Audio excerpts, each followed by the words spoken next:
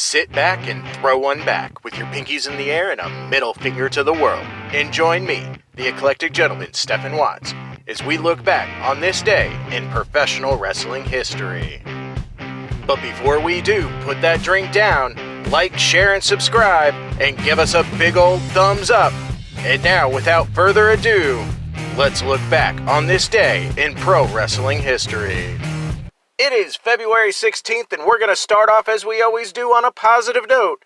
That's right, these are your pro wrestling birthdays. 1969, a gentleman I've had several awesome conversations with, Grangel. 1979, DDT standout, Mikado. Of course, on the flip side of that coin, your pro wrestling deaths for February 16th. 2006, Johnny Grunge. 2017, Nicole Bass and George the Animal Steel.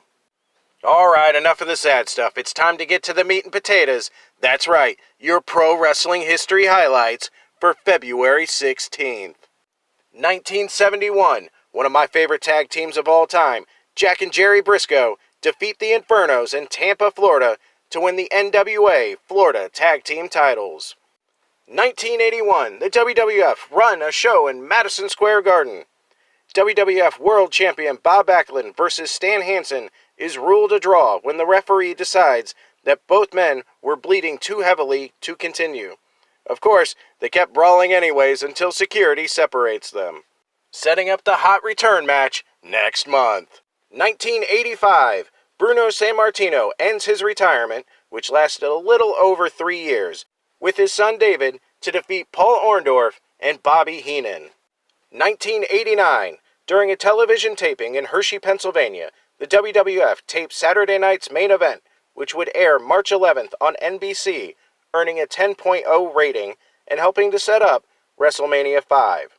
One of the big angles coming out of the show was the announcement that Miss Elizabeth would not be in the corner of Randy Savage or Hulk Hogan for the main event match at Mania, and instead would be in a neutral corner for the match. 1997, the WWF hold their first and only Final Four pay-per-view.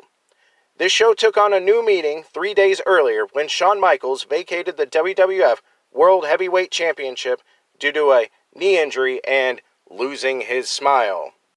As a result, the main event became a Final Four match to determine a new World Heavyweight Champion. In that main event, Bret Hart defeats Steve Austin, Vader, and The Undertaker to become WWF Champion. This would mark Hart's fourth and shortest reign with the title, losing it the next night to Sid Vicious. And last but not least, 1999, during an edition of Raw from Tennessee, The Undertaker defeats Kane in an Inferno match when Kane's boot is caught on fire.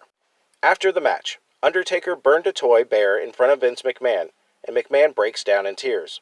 The storyline was that it was Stephanie McMahon's childhood toy and proved to Vince that Undertaker had been in the McMahon's household.